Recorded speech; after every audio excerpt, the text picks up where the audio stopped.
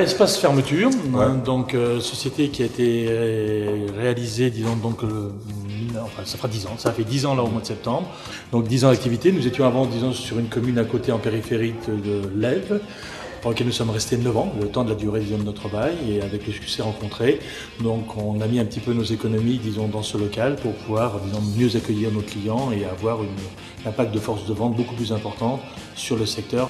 Donc on a là tous les produits de la gamme, tous les derniers, avec un renouvellement qui est fait régulièrement, à chaque fois qu'il y a un nouveau produit qui sort chez Triba, on l'a, disons, en présentation derrière.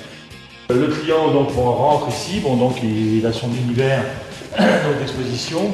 Il est pris en relais, parce qu'il n'y a pas de commercial de permanence, par Sabrina, qui est l'assistante commerciale du magasin. Donc on n'a pas, disons, en principe, il n'a pas le temps de quitter le magasin sans avoir pu être enseigné. Lorsqu'on fait des opérations portes ouvertes, le client circule partout.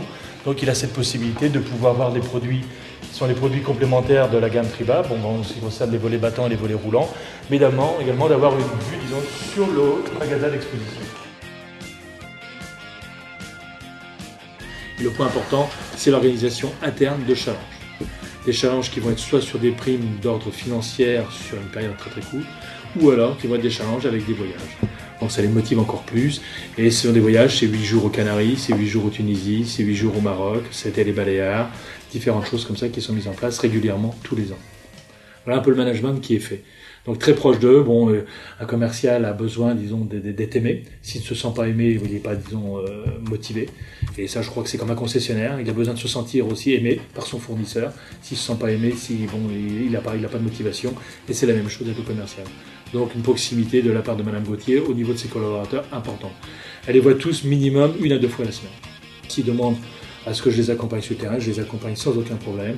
Si effectivement il y a besoin d'aider sur une affaire, je fais l'affaire avec eux. Un client qui vient ici, je le reçois.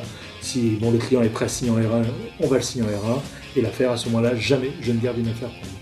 L'affaire est toujours donnée à un collaborateur, souvent pour le motiver ou pour le récompenser, ou un jeune qui démarre. C'est comme ça que nous fonctionne.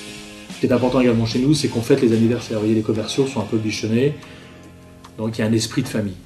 Ils sont payés, disons, sur un pourcentage. Qui est pris, disons, sur, disons, leur commande, lequel on enlève la TVA et on enlève la pause. Donc ils sont commissionnés sur leur hors-taxe, hors-pause. Et donc ils ont un véhicule, disons, qui leur est fourni. Leur carburant est pris en charge. Leur téléphone est pris en charge jusqu'à une certaine consommation.